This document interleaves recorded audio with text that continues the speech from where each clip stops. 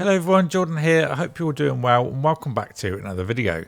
Today we're going to be reviewing the iFi Audio xCAN. This is a powerful dual mono headphone amplifier that provides up to 600 ohms of power for very demanding headphones, yet drives sensitive 32 ohm in-ear monitors. It offers 1000 milliwatts of power per channel with a separate S-balance circuit for balanced TTRS 2.5mm and single-ended with TRS 3.5mm connections. What I really love about the xCAN is that you can run it either wired or also by Bluetooth. This gives you so much more flexibility as being tethered to a phone while using an amplifier, especially when on the go, is quite bulky when they're sandwiched together. Now Bluetooth uses ATPX and AAC codecs with a dedicated DAC chip, providing 16-bit 44Hz quality sound. There's also a built-in 2200 mAh battery that iFi claims will give you a 12 to 18 hour battery life, and that figure varies on if you're using Bluetooth or by analog. And it's very nice to see that this is recharged using USBC. In addition to the default amplification, there's also modes for 3D audio, which improves the soundstage to give you a more wide, spacious sound, much like a live concert, and also xBass 2, which corrects the headphone or speaker bass response for smoother and more natural mid-range frequencies. Whew, so that's the heavy specs out of the way. Now let's get into the box. So other than the amplifier, we have a soft carry pouch, quick start guide with warranty information, and 3 short cables. These are USB to USB-C for charging, a 2.5 to 2.5mm TTRS cable, and a 3.5 to 3.5mm TRS cable. So onto the amp itself, and we have a very small form factor with 95 by 67mm with only 19mm of height. There are inputs on one side and then the outputs on the other, and of course I'll cover all those off in a minute. So the amplifier is turned on by pressing and holding the iFi logo in the centre, and then this illuminates and acts as a visual indication for how loud the amp is set. As you rotate the dial, the lights will go different colours to indicate the volume level, and if you rotate it all the way left, the LEDs will go off, which indicates mute. Then it will go through blue to red, all with different decibel values, and I'll put them all on the screen now so you can pause it if you want to see what a particular colour range covers. It's also very precise too, so there aren't any sudden jumps in volume. And as you can see on the left hand side, we've got our 2.5 and 3.5mm inputs, as well as the options for 3D Plus sound, as well as the xBass 2 enhancement. You can simply switch between those by pressing the button on the right hand side, and that also doubles as the Bluetooth pairing button if you hold it down. Around the device it's mainly a shiny chrome finish, but there are 4 rubber pads for whatever surface you put it on, which is good to see as that's the kind of material that's going to scratch quite easily. Then going around to the back of the device, we've got our 5V input, which is the USB-C for charging.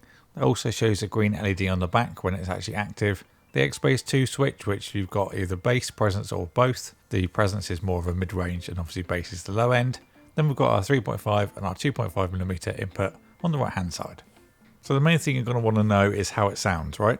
So for reference, I tested the xCAN with my most recently reviewed headphones, which were the V-Moda M100 Masters, Mass Drop Edition Sennheiser HDXX open back headphones, and also ClearTunes CE320 triple driver in-ear monitors. So sound wise, with all enhancements off, the general sound of the xCAN is more of a neutral sound overall.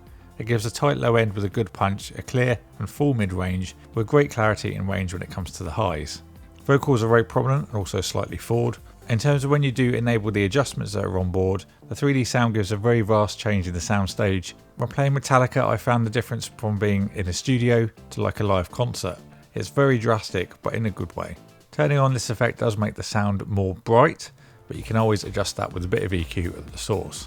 So xBass 2 works by adding volume to the lower end and also mid-range if you want it. Enabling this is obviously down to personal preference, but I would say if you buy this amp for use with 2 different pairs of earphones, one over ear for home use and one in ear for commuting, for example, but the over ear is used more frequently and more naturally bass heavy, then this can be quite handy to bring up the bass on the in ear monitors so you get a more equal balance. I hope that makes sense.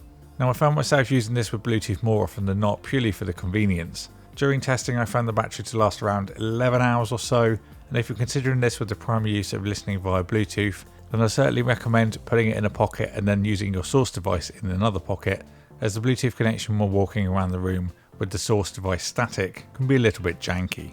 Now as you can probably tell, there's no way to use a USB source for this, so using it as a wired DAC is out of the question, and if you connect the USB-C cable to the device you're not actually going to damage the battery if it's always plugged in.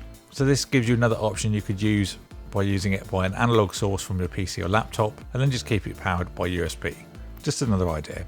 Now while I'm talking about USB-C, I love that this is using that over micro USB, which is what I've seen on some other portable amps. But one other downside that you can probably guess is that it's an absolute fingerprint magnet. I'd love to see one that's matte black on the sides. That would easily fix that issue, and personally I think it would look better as well, because as it is now I think it looks a little bit cheap. All in all, this is a fantastic little device that gives so much power to drive the most demanding headphones, a range of connections for great flexibility, and a good battery life for all day use. If there's anything else you'd like to know, then please leave a comment down below, and I'll also leave an Amazon link in the video description if you want to pick up an xCAN for yourself. So that wraps up this video. If you've enjoyed it, then make sure to subscribe and ding the bell so you don't miss an upload.